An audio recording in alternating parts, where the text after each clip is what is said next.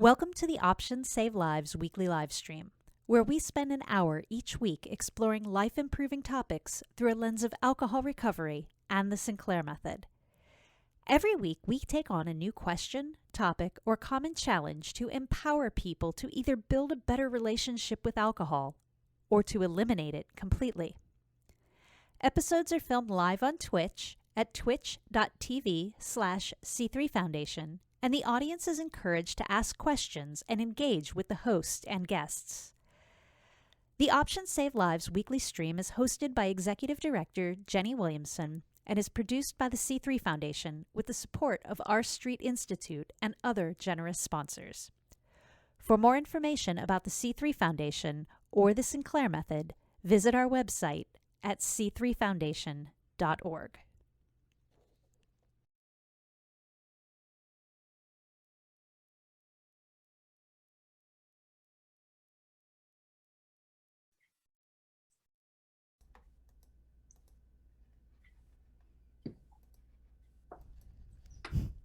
Hello, everyone. Thank you for tuning into the Options Save Lives weekly live stream. Sorry for the delay this morning. As you can see, we're having some issues getting Claire's video going, but I promise you she is here, and unfortunately, you'll just have to look at her photo for the day instead of being able to see her live smiling face.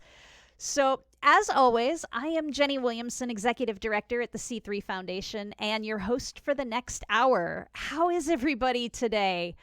We're broadcasting live from the C3 Foundation office here in Fort Myers, Florida. Love to know where you guys are watching from today. And if you are a first-timer to the stream, welcome. Say hello in the chat. Let everybody know you're here. So this week, we're going to talk about the power of play in recovery with Claire Cazier, one of the coaches at Your Sinclair Method Coaching.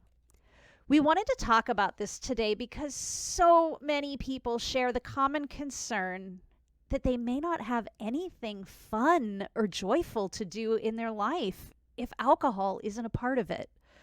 So if you guys have any questions while we're talking or suggestions that have helped you personally, please put those in the chat box, and we want to keep things as interactive and as fun as we can today. But before we jump in, let me properly introduce our guest. So Claire was present at the birth of the Sinclair method when she received intensive training in London from Dr. Sinclair soon after the treatment's introduction in Finland in 1997. She is certified in the psychology and therapy of addiction by the International Association of Therapists. She lives and works in both London and Los Angeles with knowledge of the differing cultures and medical systems of both the UK and the US. And she can coach patients in either country. So, everybody, welcome Claire to our stream. Claire, go ahead and say hello so we can make sure everybody can hear you. Okay, hello Jenny and everyone, and apologies for the video glitch. We don't know what's gone wrong, but I appreciate everyone bearing with us. And I told Jenny I even put lipstick on at 9 a.m. in the morning to greet you all, but this is the way it is, and we'll just deal with it and continue. All right, so usually we start off with an easy icebreaker. So since today's topic is play in recovery, what is your favorite plaything to do? Oh my gosh, I love dancing. If someone said, just go have fun right now, I would just go dancing. Very cool. Yeah, I play disc golf. So it's one of those things that can get me some exercise while being outside. Yes, and it's very addictive, the game of golf, in its own good way. Yeah, well, disc golf is kind of similar, except everything's measured in, thankfully, feet instead of yards. I can't imagine having to throw the distances that a regular golf course has. That's my kind of golf. So when we were talking about topics, You first brought up that you wanted to talk about the power of play and creativity and having fun. So, what exactly is the role of play and imagination and creativity in the Sinclair method? Well, if you actually take it even down to very basics, when we come into this world, everything is new to us at first. And the only way we learn is through play. So babies don't even have language skills yet, but they can play. Innately, they can play. So the fastest route to learning is through engagement, having fun, playing. We bring that over into learning extinction, letting our brains learn extinction, incorporating it into the Sinclair method. And through having fun and repetition, your brain is actually hard at work learning, but it's not going to feel like drudge work. You know, AUD is such a serious thing, but it doesn't mean that the solution to getting out of it has to be so serious. And one of the things that that I do want you to keep in mind as we're talking today is we have a lot of spouses, support systems, girlfriends, boyfriends that are helping their loved ones on the Sinclair method. So when you think about play, how can someone in a support system use this to also help their loved ones, not only with the Sinclair method, but to build a better connection through play between the two of them as their loved one goes through recovery? That is such a great question, Jenny. Really one that a lot of people don't think of when they think of having fun or playing, because usually the loved ones around, you know, they have a certain level of stress or anxiety about their loved one doing this method rather than abstinence. But when we play, there's a part of our brain that releases natural opioids, and it actually supports the foundation, reinforcement, and maintenance of positive, healthy new habits. So if you are playing with other people, i.e., your loved ones, your support system, whoever it is, you're reinforcing those social bonds within that group. So if your default maybe was to previously share drinking as an activity with people, let's get you doing some shared activity that's going to take the place of that, that's fun, that's releasing opioids and supporting the social bonds. So it can be playing board games, playing cards, learning a new sport together, taking a history class, you know, maybe adult education together, something you can do together that's going to release natural opioids, that's going to bring you together in a shared activity, which will naturally increase those social bonds, but doesn't involve drinking. And how does somebody incorporate play when using the Sinclair method? So many ways. And this is actually where it can be really helpful to have a see-through foundation coach help you, because often people who are in the throes of it can't see the wood for the trees. And so when you start going down that route and you ask them, you know, what did you enjoy doing as a child and a teenager? And what's your lifelong dreams? And you have to start exploring other areas. You have to take it into the imaginative realm. You know, if you could imagine having an afternoon free, what would you do? Like you'd asked me at the beginning, what do you do for fun? You know, and a lot of people have forgotten as adults what they want to do for fun. And it helps to have that third party come in and say, you know, what's fun to you? What do you like doing? Or throw out thoughts they may not have even considered before. Yeah, because we do see that a lot in the peer support groups, is that people get overwhelmed with the thought, especially when they're about to approach their first alcohol-free day. And many people, if you were to ask them, what what would a day look like if you had the afternoon free and it didn't involve alcohol? A lot of people would just flat out say, I don't know. I have no idea what that would look like. Mm-hmm. Yeah. And so you have to take them back to a place of what did you like to do when you were a kid? Did you like movement? Did you like playing sports? Did you like reading? Did you like building doll houses? Um, what would you do when you got together with a group of friends? And it's just, you have to open a lot of doors. You have to get curious. Taking it back when you said I was there at the sort of inception of TSM outside of Finland, I did have the privilege of knowing doctors David Sinclair and Roya Scappa.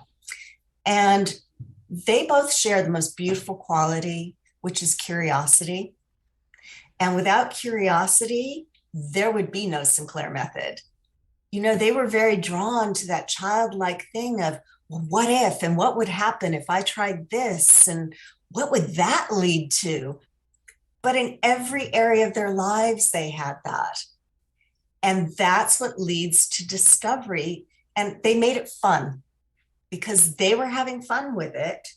They found all these wonderful things. And when you're dealing with people who are going through TSM, they have to find it too. They have to get curious. You're curious, Jenny. You wouldn't be asking me questions if you weren't curious. You wouldn't be doing any of this if you weren't curious. And that's what everyone has to find within themselves. So, would you say that is harder for someone who started drinking earlier in life, because would that put them at a disadvantage in trying to find that initial curiosity and creativity and fun if they started drinking when they were in their early teenage years? No, not at all. Because as I said, babies come in and they're learning through play. That is innate. That is built into our evolution.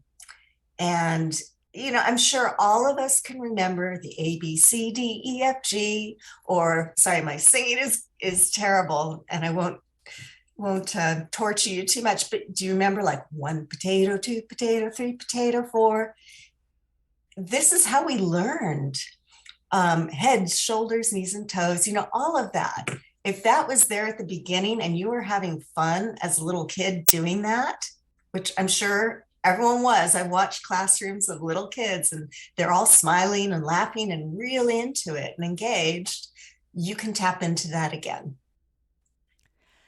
So, how do you really get started, especially if you find it overwhelming? If you have had, uh, let's face it, after years and in a lot of cases, decades upon decades of addiction, you can feel like life and the universe have kicked you in the teeth quite a few times, and things don't feel fun anymore. So how do you really get started with that? Mm-hmm. You can just take one small bit of your life and say, I'm going to get curious. Why do I drink, say, every Saturday afternoon at 2 p.m.? Ask yourself that one question. Why? Well, maybe because I've always done it. Does that mean I have, you start down that road. Does that mean I always have to drink at 2 p.m. on a Saturday afternoon? What could I be doing instead? Could I take my naltrexone and maybe start to drink at 3 p.m. instead and do something for that 1 hour? Could I maybe start a card game? Could I maybe build a model, play with Legos, whatever it is? Do something that's fun and engaging. And it doesn't have to be super duper fun, like going to a comedy show, but even playing solitaire, you're engaging your brain in a different activity. And you'll get a little opioid release even from that. Well, and I know I've heard people who have decided to learn new languages or learn a Mm-hmm. new musical instrument, um, and to do things like that. So, how does all of this help somebody stick with new habits? Because once they find something that's giving them that reward and the motivation and then reward, it starts, as I say, to release opioids, and they'll want to do it again and again and again. No one starts out wanting to run a marathon thinking, oh my gosh, this is going to be so much fun, and there's no pain involved in it. Of course, there's pain involved in it. We all know that. We're not stupid, but they're rewarding themselves along the way.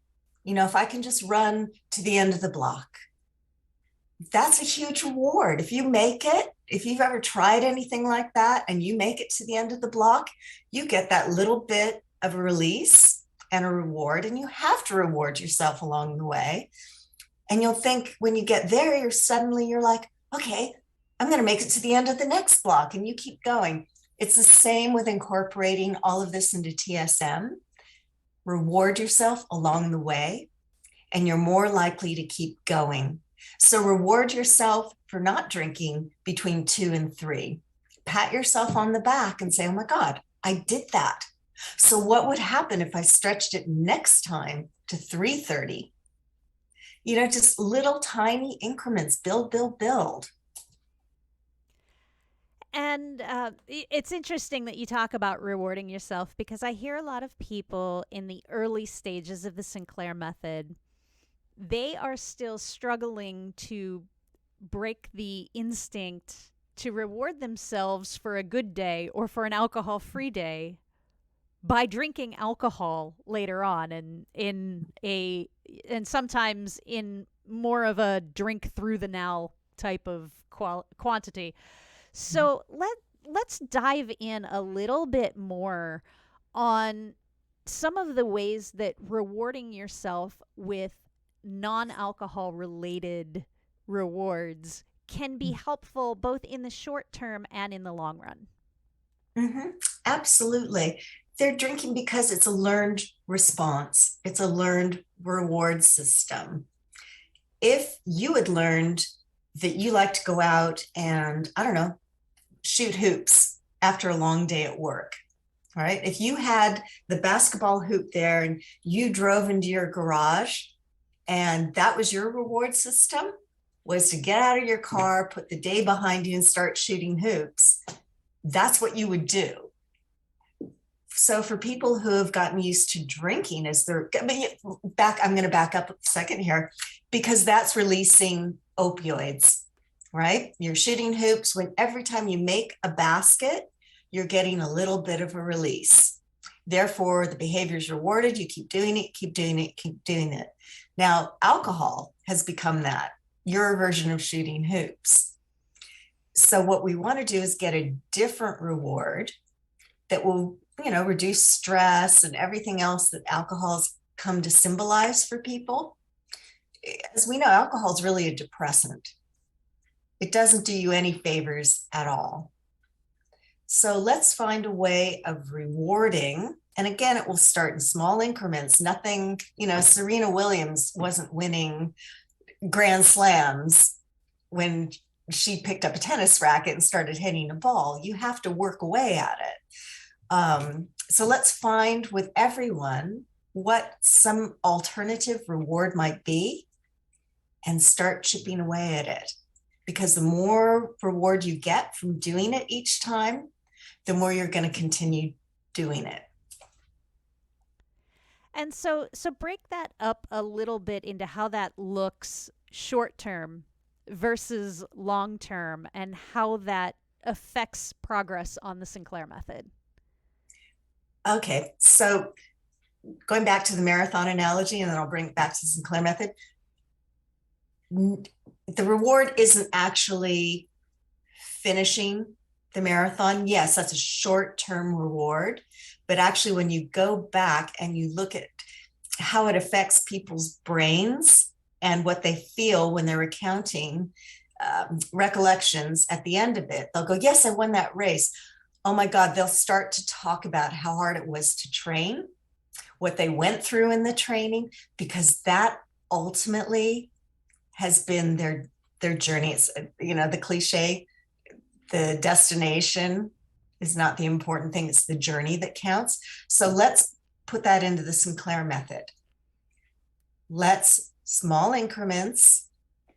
Maybe one day you come home from work, say your reward has been to drink, and you go out and you shoot a few baskets, or you start building a model, or you go for a walk, or whatever it is.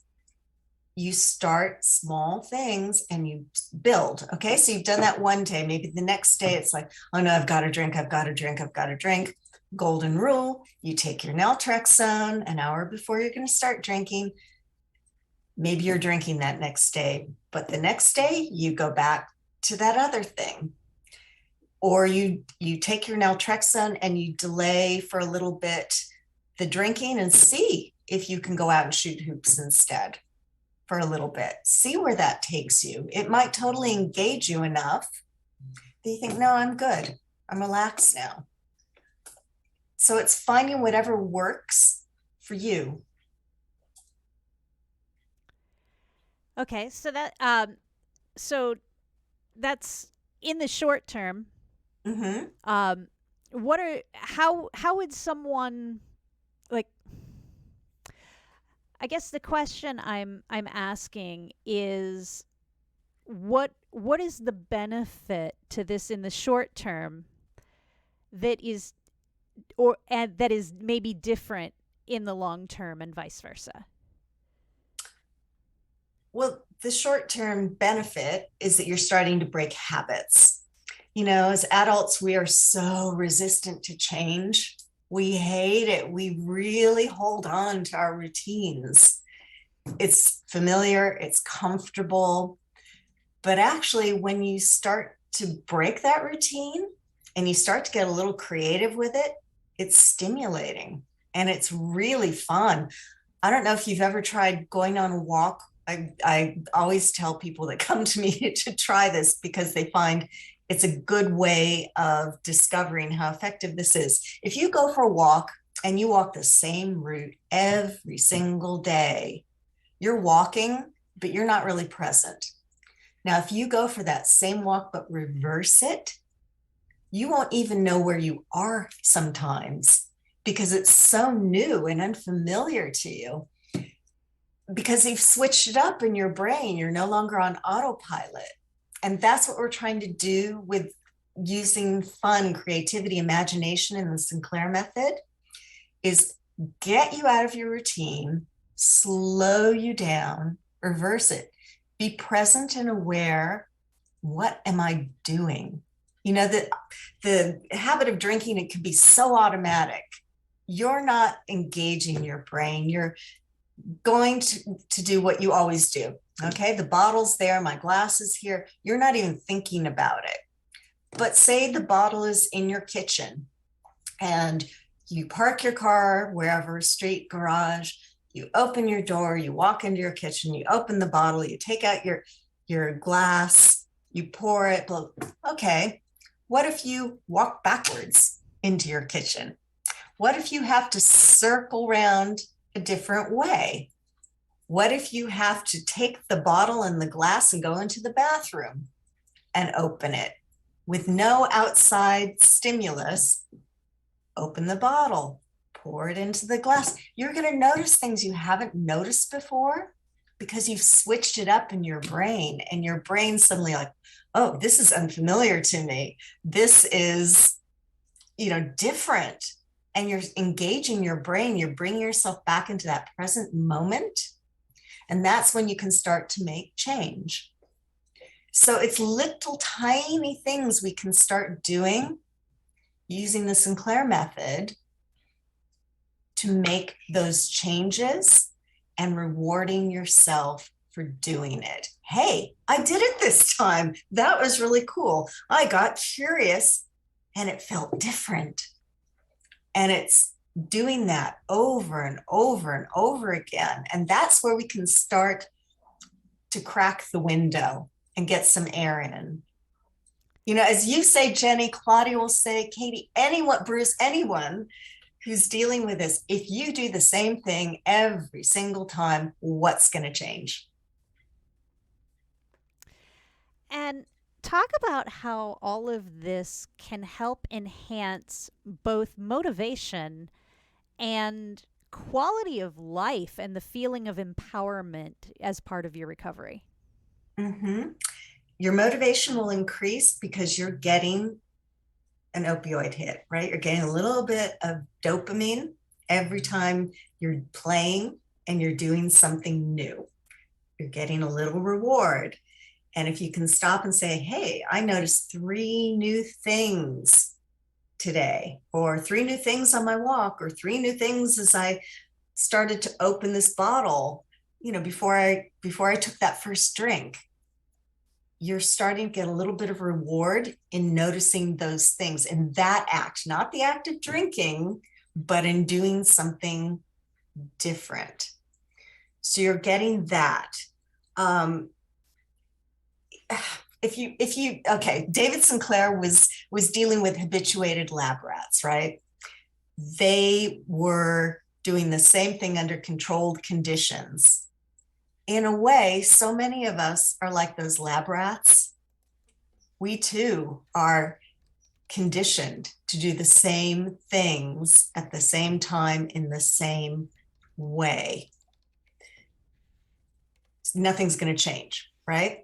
So we have to look at where we can incorporate anything in our lives to give us that reward, which will lead to change. And you can deal with your loved ones with this, anyone who's supporting you. If you don't have that, make yourself your loved one. As I said, get curious. If I drink out of my left hand today, if I pour with the opposite hand, if I wait 5 minutes, it's just stop being the lab rat. Just start to do little tiny changes and you will start getting that reward.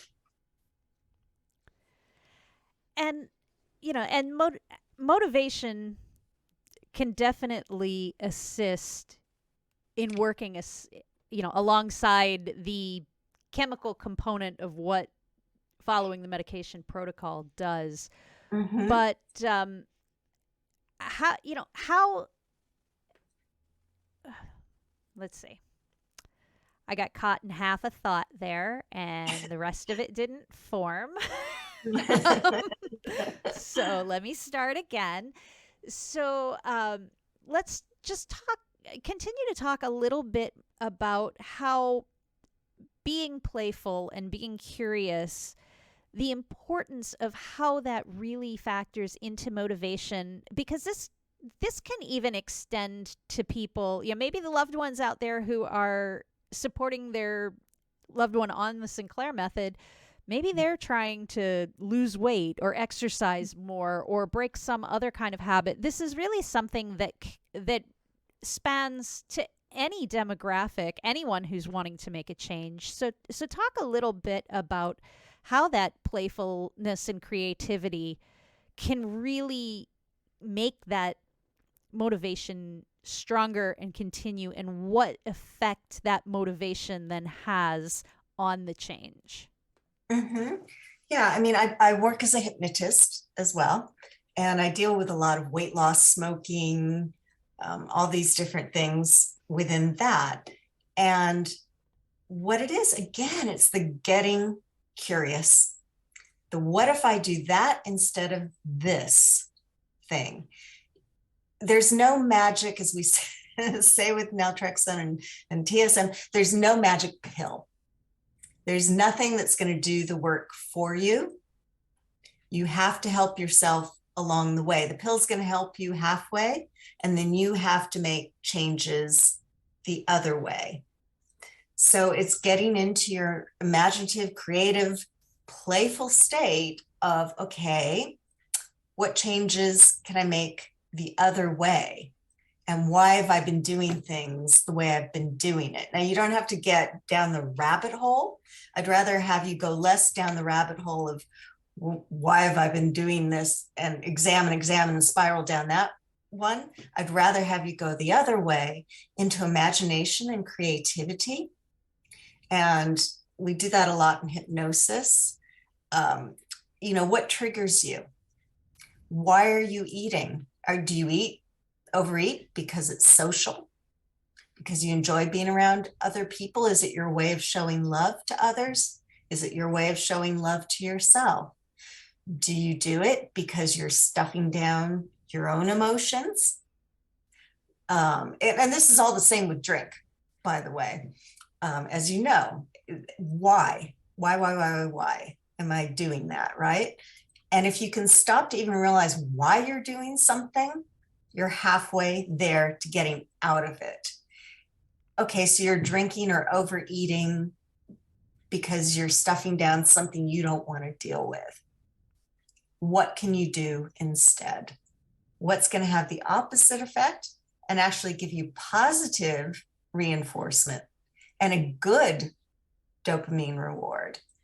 Well, maybe you can cook with dopamine releasing, foods that release dopamine.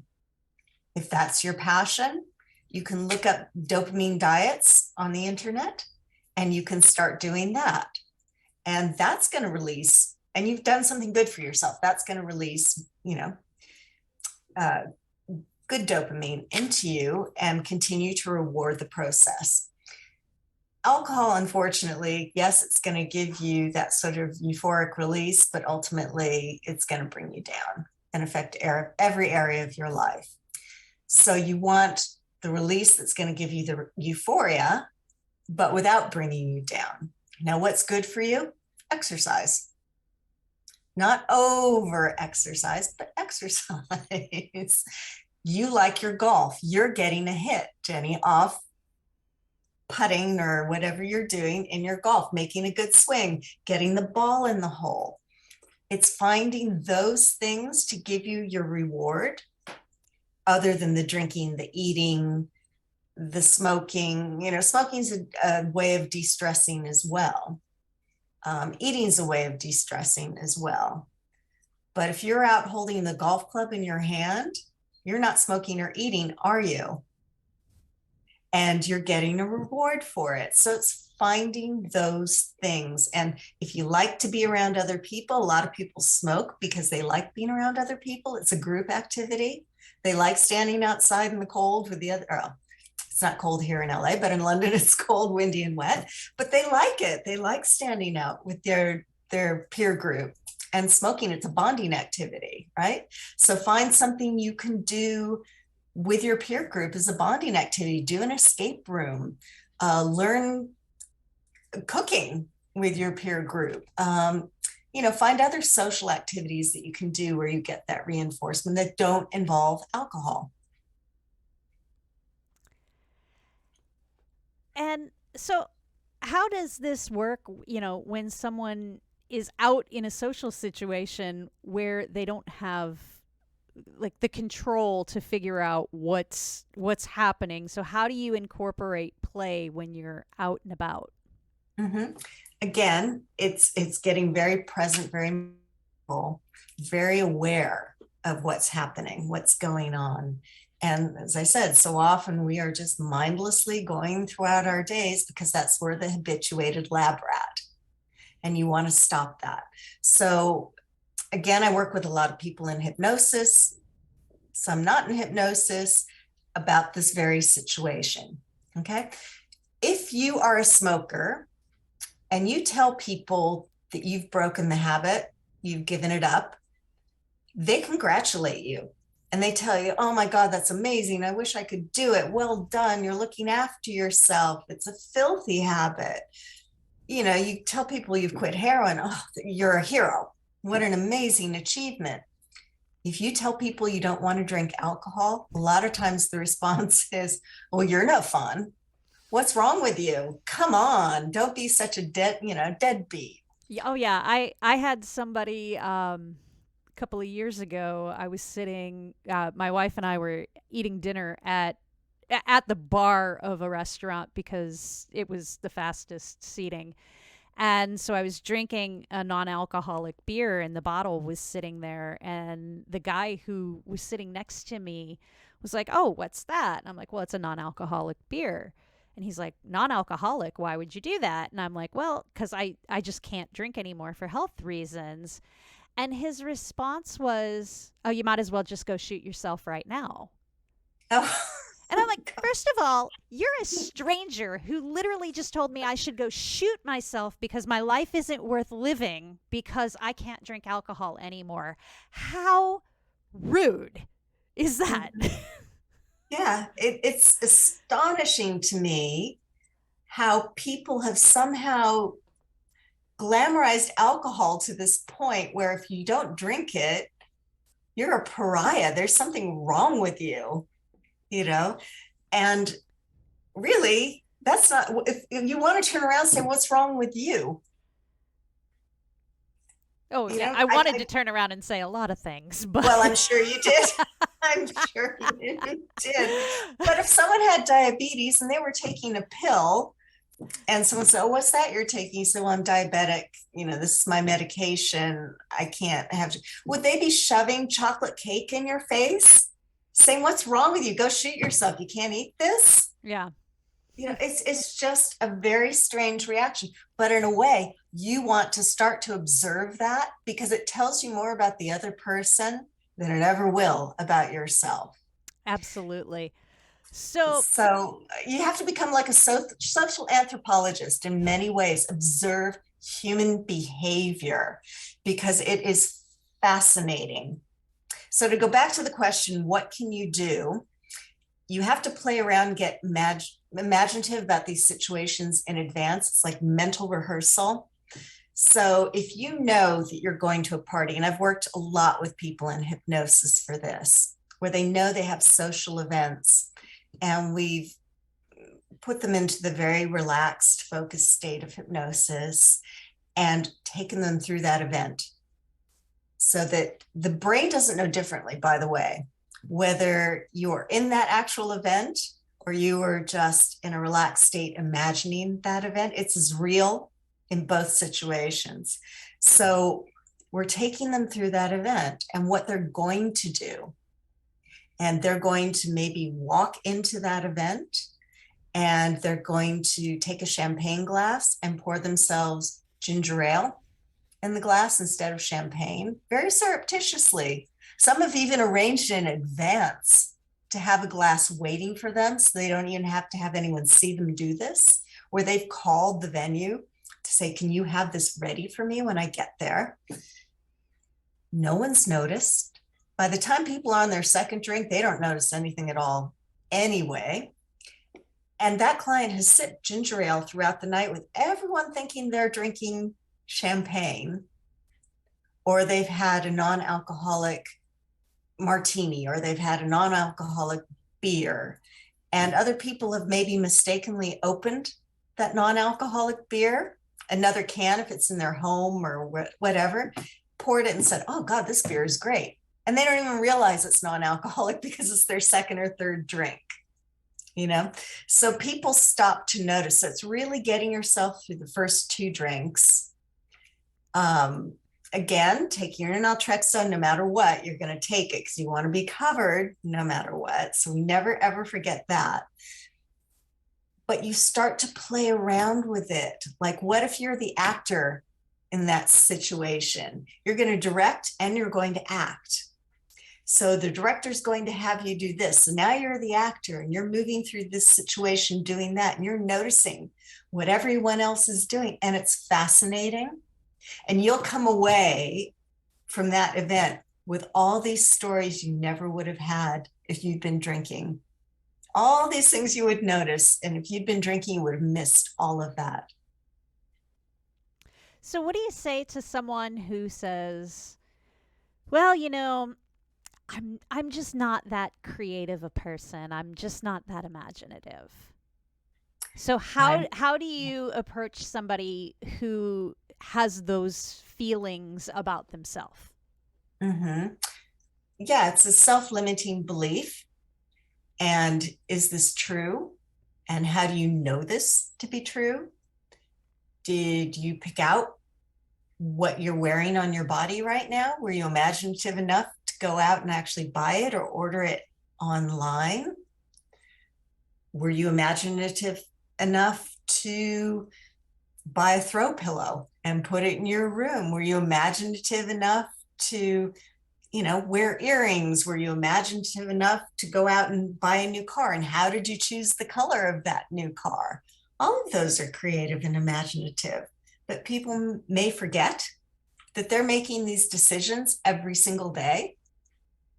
Did you try a new recipe? That's imaginative. Did you try a new brand of alcohol at some point in your life? That was imaginative. You have to start getting curious and examining the minutia of life, because you're making little creative decisions all along the way. So would you advise somebody to maybe say start journaling through their decision making process to help them to Yeah. start recognizing the decisions and creativity that they actually have? Because I think a lot of people, we look at our daily lives and we look at what we do every single day and we just consider it mundane, whether it's mundane or not. Yeah. um, Yeah. And journaling, great idea, Jenny. Um, it can really, again, be a reward for seeing how much you are doing that you don't realize that you're doing. Did you put on a different pair of socks today? That's creative. That's imaginative. You didn't go, for the same old blue or black socks or whatever. Maybe you decided you were going to wear green socks today. That's making a creative choice. And you might forget about that at the end of the day as you're taking them off because you've already done it. But if you journal it and you say, hey, I made that choice, or when you come home from work and you haven't had immediately gone into your kitchen and opened the bottle and done the same thing you've always done, maybe you went and you played a game with the kids and had some fun there and got imaginative, because kids are innately imaginative. So you've done that, or you've played a game with your partner, or you've started learning a new language, or journaling, fabulous idea, because you have a record and you're actually reinforcing in your brain. Again, you're reinforcing along the way, you're rewarding. I made a choice today. I made a really imaginative choice instead of drinking the minute I came through the door. and for highly competitive people who, let's face it, highly competitive people will compete with anyone, including themselves. In fact, they're usually competing with themselves all the time. How does someone kind of make a game out of TSM and the process in order to make it that almost a competitive challenge Yeah, again, without overdoing it? Because obviously you don't want to do it to the point where you're self-sabotaging. So you don't want to put too much pressure on yourself, but yeah, good question. Because one of the things that I do in sports hypnosis, and it's particularly strong with golfers for some reason, is, are you having fun? That's the first question I'm going to ask if someone comes to me and says, oh, my game's gone down the tubes and, I can't cope with this anymore. I don't know what's happening. And the first question you want to ask is, are you having fun? If something's become too competitive, you lose the fun aspect and you stop learning. So go back to the question, am I having fun doing this with TSM? Is this something I'm enjoying figuring out? Or am I becoming a bit too hardcore? The fun is, okay, I'm spending half an hour learning a language, or I'm going out and I'm learning tennis for an hour. And when I first pick up the racket and I hit the ball, I may be hitting it into the net, but I'm going to do it over and over and over again.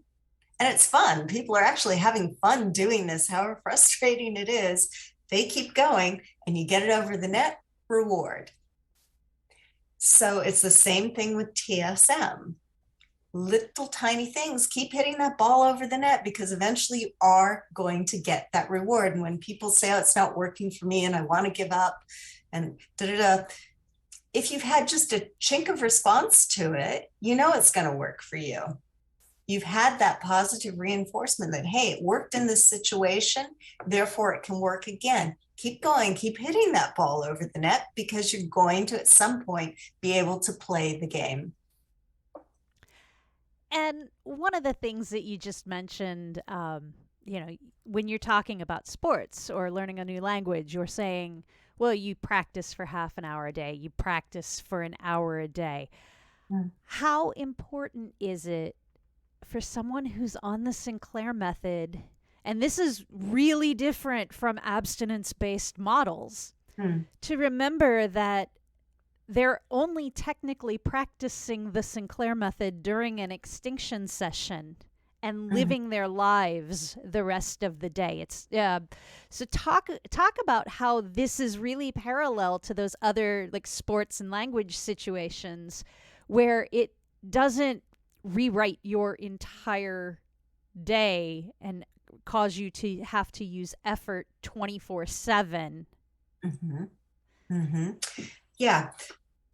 What we're doing is we're actually taking away alcohol as the big event in your life, and you are unlearning drinking on TSM. But while you're unlearning drinking, and we don't want to do any highly endorphic activities while we're on the Sinclair method, because, if you've taken naltrexone, you don't want to then go out and run a marathon, because you're going to run the risk of also extinguishing the good behavior along with the bad. So yeah, you can learn a language while you've taken naltrexone. It's working on a different part of your brain. So you can do that without extinguishing it. You can read a book. You could start cooking or something perhaps, but you don't want to do anything highly endorphin producing while you've just taken naltrexone. You want to schedule those activities for when you're not taking it. But eventually, as the naltrexone starts to work on extinguishing the neural pathways that are getting the hit from alcohol during those drinking sessions, during the non-drinking sessions, that's when you're going to start to promote the good stuff. So that's when you're going to go out and learn your sports, or, have sexual relations or whatever that's going to be the good, positive stuff. We want to get your brain back to its, pre-addicted state when you're using naltrexone. And we want to do the really good reinforcing habits when you're not using naltrexone. So you have to be, again, creative with what you're going to do when you've taken your pill. You don't want to go out and run the marathon, training for a marathon when you're on naltrexone. Well, and that's also where sometimes you need to just be creative with your timing as well, because in first thing in the morning, when you're not drinking until later in the evening, you're still, you're not going to take your medication, wait an hour and go to the gym or go work out. But if you wake up in the morning and you go work out every day, obviously what we're not telling anybody who has always getting up and going to the gym every morning that you should stop that because you're starting on the Sinclair method, because there's still beyond the endorphins, there are a lot of health benefits to that.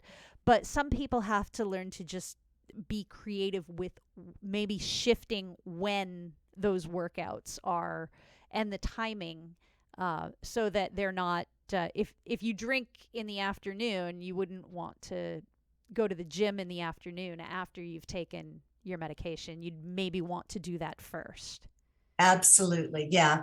In fact, one of the things I advise people when you're first starting out is, as boring and as Monica Geller, remember off of Friends, where everything was scheduled and mapped out and whatever, you want to be a bit of a Monica Geller, and you want to make a schedule, and you want to, lay out when you're going to do the good activities, when you're going to do, take your pill, and what you're going to do after that.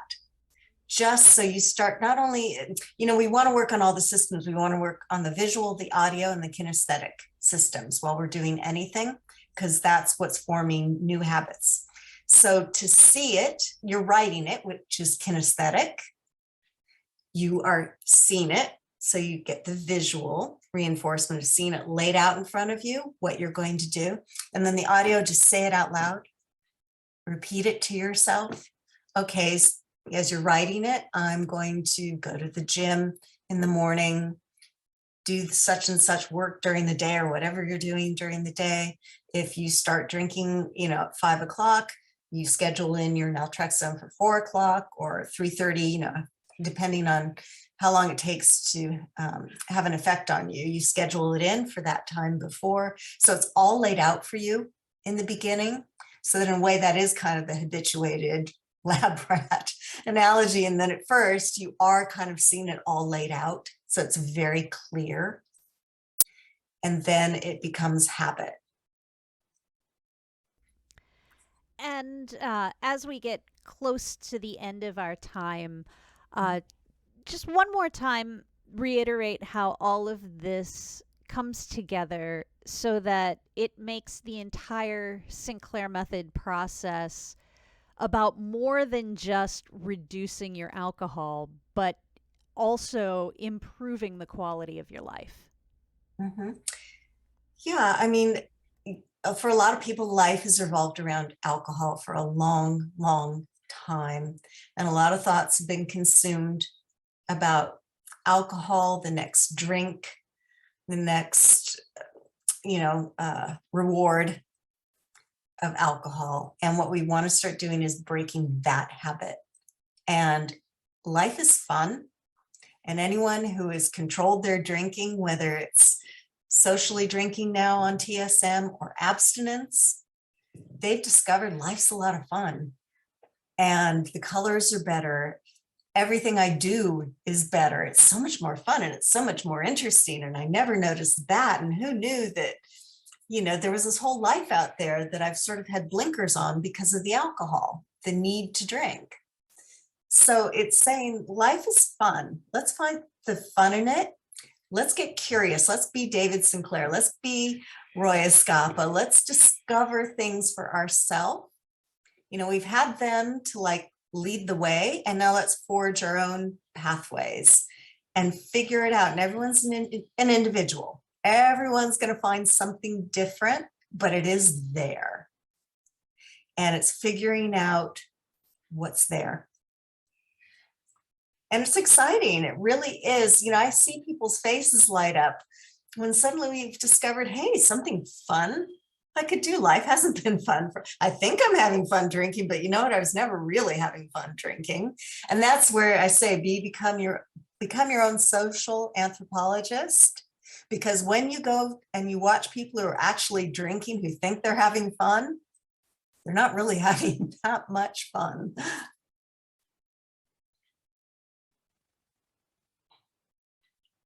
Sorry, I had some background noise, so I turned my mic off for a moment. I don't usually do that, and I started talking without unmuting myself. So it looks like we're almost out of time. Audience, you guys have been wonderful as always. Thank you for spending the last hour with us. Any advice that you guys are taking from today? Go ahead and put that in the chat. We'd love to hear from you. And please join me in thanking our wonderful guest, Claire Cazier, even though we couldn't see her live smiling face today. Any last words for the audience before we end our show, Claire? No, I mean, how much time do we actually have? Do we have a minute? Yeah, we have a minute or two because we got started late. Okay, do you want me to give you just a quick demo of how imagination can work? Absolutely. And how fun it can be? Okay, so let's just get ourselves out of our thinking brains and just more into a little bit of a creative, imaginative state.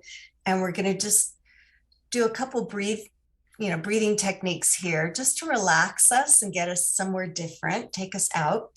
I want you to breathe in twice through your nose in short breaths, sort of, and then one long exhale through the mouth. So 2 short breaths in through the nose, hold it, and then one long exhale through the mouth. So 2 short breaths in through the nose, and one long exhale, all the carbon dioxide out through the mouth. And one more time, 2 short breaths in through the nose. Excellent. And then exhale all the carbon dioxide out through our mouths. And just gently let your eyelids flutter shut and relax the entire eye area and face. And focus only on breathing in and out. Breathing in and out. Now just think of a peach, a luscious, ripe, juicy peach. Keeping your eyes closed, see this peach. It's luscious, ripe, full peach. And in your own way, see the peach's soft orange colors. Feel the soft, fuzzy surface of the peach and the firm yet soft ripeness of the flesh beneath. Now imagine you are holding the peach in one hand and a paring knife in the other. And as you cut through the flesh of the peach, you see and feel the juices running down onto your hand and through your fingers. Quickly you remove a piece and raising the juicy piece to your mouth, feel the sweet peach juice and soft flesh on your tongue and in your mouth. Now stop and observe what is happening to you. Do you feel your mouth filling with saliva? Filling with saliva? Are you salivating? Most likely so, but is there an actual peach? No, there's only a peach in your imagination. So you can go ahead and open your eyes again, coming back into the room. And your mind accepted that suggestion to see a peach, and your body responded accordingly. So that's the power of creativity of our minds. And if our minds are perfectly capable of creating new habits, if we imagine or create them, why not? Why shouldn't we try? You could feel, see, and taste that peach. You can do that with anything.